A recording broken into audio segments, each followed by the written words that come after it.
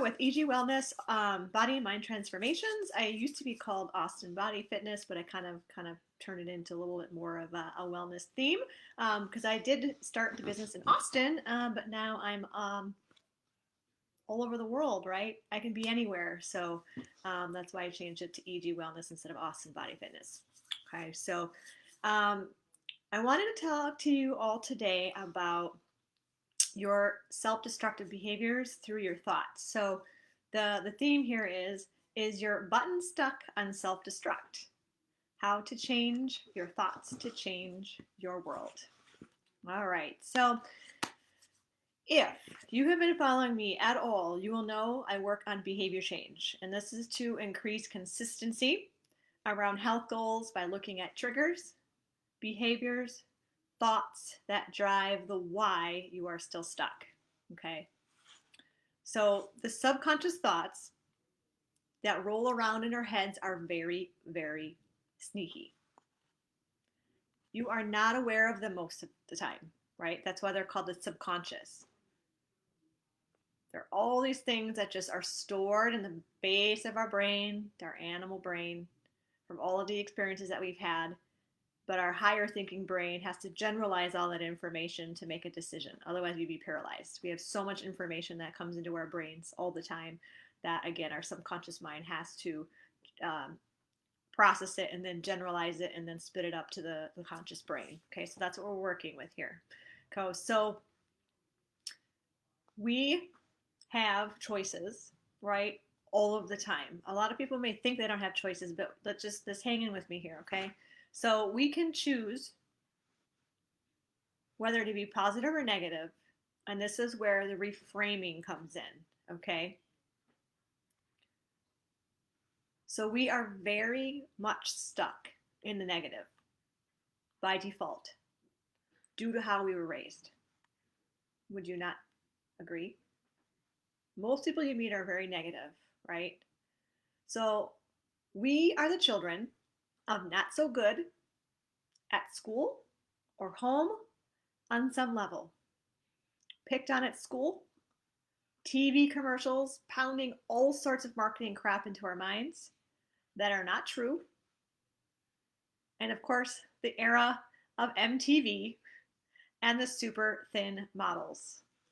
Still have that, but it was really drilled into our heads and it was everywhere when we were younger. Okay. If you were not a certain way, something was wrong with you. This is what the subconscious mind was being told on a daily basis. It was pushed down and deep into our minds over and over and over again. The magazines at the grocery store checkouts, bookstores, radio commercials of the fix this, fix that, take this pill, or take that pill, or eat this, or don't eat that. You wonder why we're confused about everything, right? We get mixed messages constantly, and then we have this feeling of paralyzation. And then you're overwhelmed, and then you go on the yo-yo diet. Because you keep trying to do the things that you think you're supposed to do, even though they're not working for you. Okay, because you heard it somewhere, right? All of this stuff I was talking to you about is all created from a false world for us. We created that false world. That world that we've created, the perfect world, needs the house, the car, the body, the babies, the whatever to be happy. And that's simply not true. Look at how the generations have shifted. More and more people are not having babies now because it's more socially acceptable. People are happier because they're able to voice their opinion on not wanting to have kids. 10 years ago, 15 years ago, if you said you didn't want to have kids, like an earlier generation, that's just not heard of, right? So you probably would have kids and maybe you would have been unhappy. So that's just an example, right? Same thing with a house. Everyone tells you have to have a house. You have to have a house in order to be happy, to live the American dream. You have to have a house.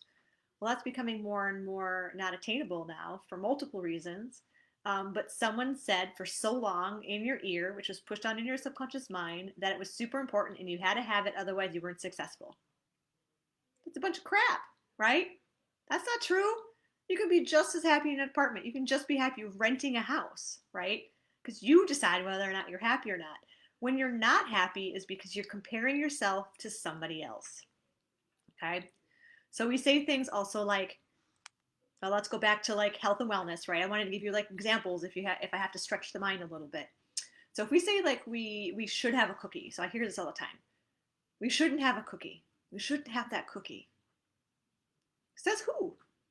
Right? Who says you can't have that cookie? Ask yourself that question.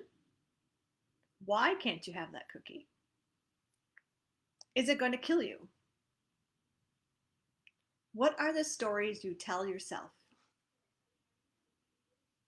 I deserve that because I was good. All while knowing that what you just did is indeed not good for you. For whatever reason, because your story is different, right? You choose to believe and listen to that story and not the story that if you eat that tub of ice cream or that thing of cookies, that your stomach is going to hurt and too much sugar is going to cause a slew of health issues. You still had a choice, right? You pick A or you pick B.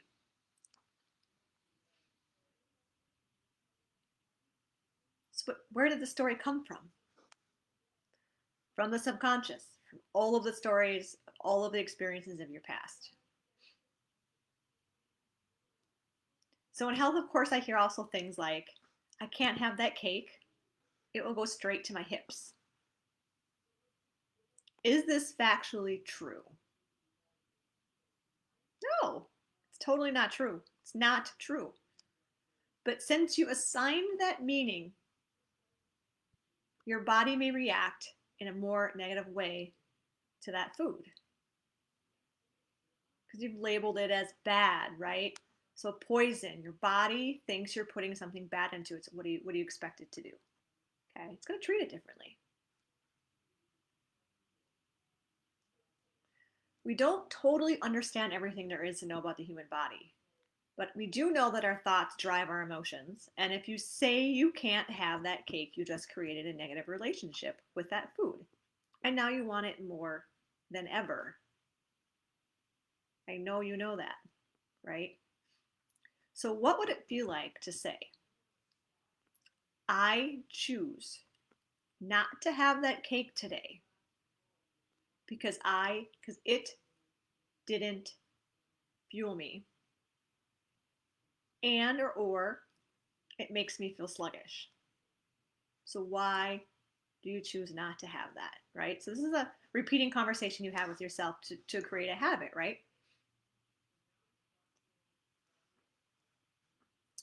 There's a whole nother process on when you decide to actually eat it, okay, to form a positive relationship with food. So that's something I work on with my clients. So this in turn lessens the need for the food, again, like I said, with repetition. You can never do something once and expect it to be fixed, okay? If you think you can do that, you're going to be stuck forever, okay?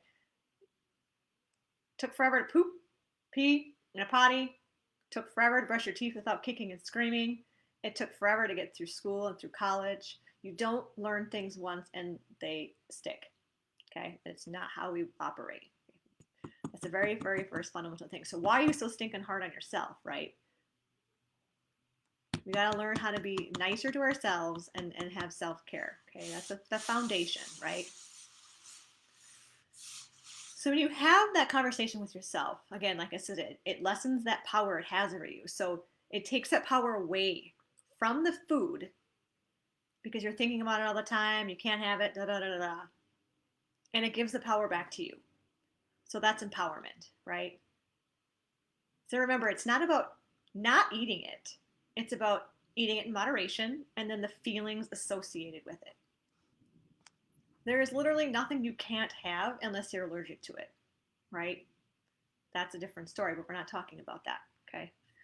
So this is why reframing is so important. So a reframing, another reframing like part, and you can kind of give you another example, excuse me, would be something like, I should have gotten to that today.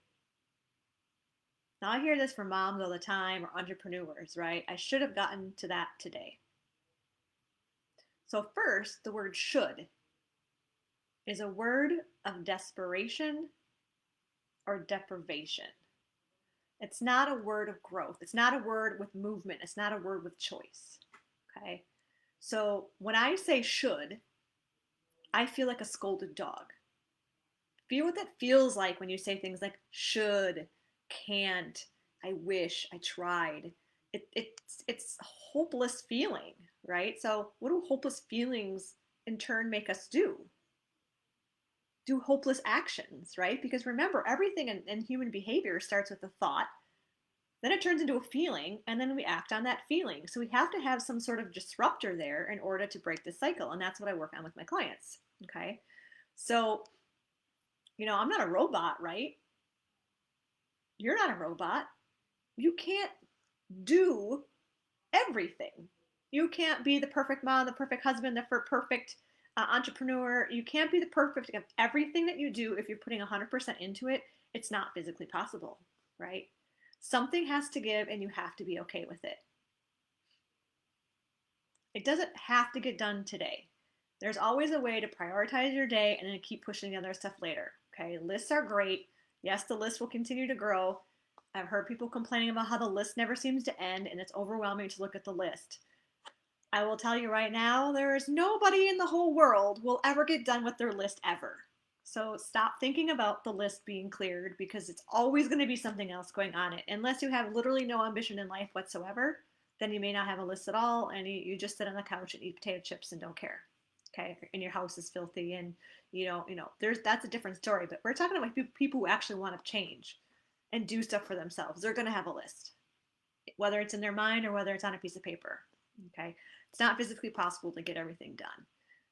And the reason why you're not happy with that is because, again, the subconscious mind has been telling you this whole time, your whole life, especially as women, you have to be the perfect wife. You have to be the perfect employee. You have to be the perfect employer. You have to have run a business. You have to do this. You have to do that because that's what society expects. Well, that's what TV said. That's what commercials said. But did you ever actually talk to real people and find out what their life was like? Is their house always clean? No. Is the laundry always done? No. Is there dog hair over the house? Yes. Do you not cook every night? Hell no. Some people might, but maybe they're a stay-at-home mom, right? Everybody's different, so stop comparing yourself to other people. Okay, I know how hard it is, but that's like so important. Okay, once you stop giving a shit about everything else and what other people think, your world changes. Okay, so these are just some examples. So with anything, repetition is needed for it to stick.